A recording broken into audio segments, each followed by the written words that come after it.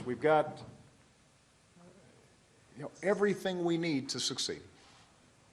But the one thing that's still missing is a politics that matches up with the decency and the hard work and determination and creativity of the American people.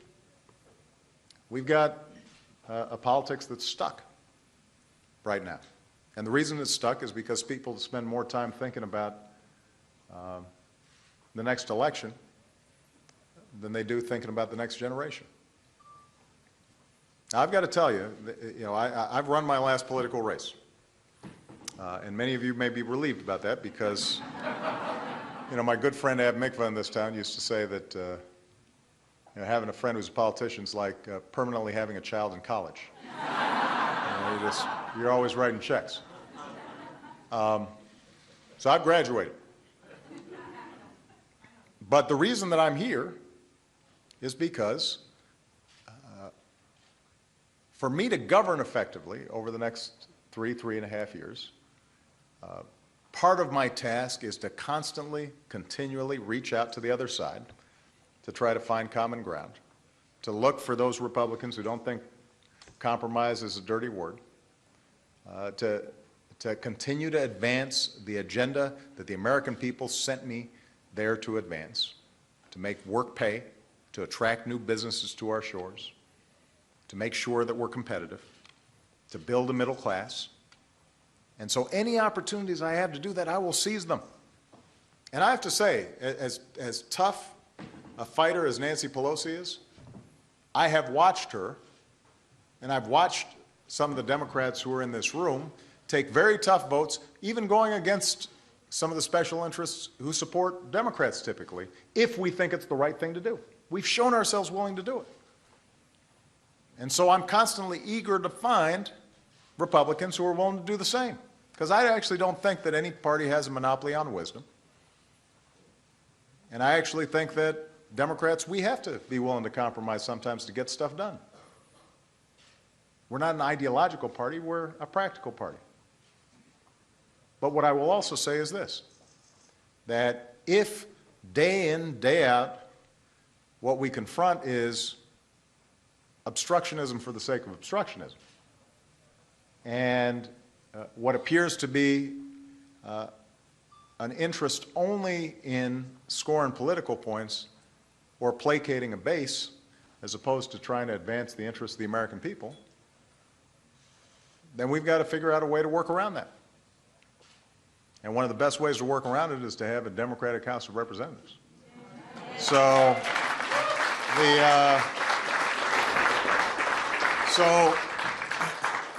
thanks to the work of Steve Israel, thanks to incredible candidates like Ann Callis, we've got a great chance of taking back the House. And I'm going to be working tirelessly wherever I get the opportunity to make the case to the American people that our ideas are the right ones for growing the middle class, that our ideas are the right ones to protect our environment, that our ideas are the right ones in terms of making sure our kids are getting a great education. And any Republican who joins up and says, I agree, those are the right ideas, hey, I'm ready to work. But those who don't, I'm going to be out there making the case. And I know that that's what some of the great candidates, the DCCC, are going to be doing as well. And the only way they're able to do that is if they've got support from folks like you. So I just want to say to all of you, I'm grateful to you, but do not get complacent.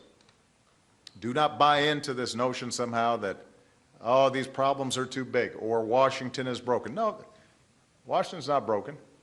It's broken right now for a particular reason, but it's not permanently broken. It can be fixed. We got a whole bunch of stuff done my first 2 years. We've gotten a whole bunch of stuff done since that time. And I'm optimistic about us getting legislation passed this year, but we could be doing a whole lot more. We can only do it with you. We can only do it not only by you contributing to the DCCC, but also by talking to your friends and neighbors and colleagues about the ideas that are important for America. And we can only do it if you guys sustain a sense of hope, a sense of promise, a belief that, here in America, sometimes we take a bad turn, sometimes we make mistakes. But the trajectory of this country is for greater rights, more prosperity, greater tolerance. People still from around the world come here recognizing that in this country there is this unique idea that all of us count and that all of us can make it. And that's just a great gift, and it should make us hopeful. And when I see young people, some of whom are here today, I am constantly inspired because they are smarter than we were. They're more sophisticated than we were. In many ways, they're more conscientious than we were. So this is the generation coming behind us. I mean, they are spectacular. We've just got to make sure that we leave for them a political system that allows them to express all that incredible creativity and ingenuity and wonderful values that they're going to be able to express them through our politics. That's what this project's about, and we can't do it without you. All right? Thank you very much, everybody. God bless you.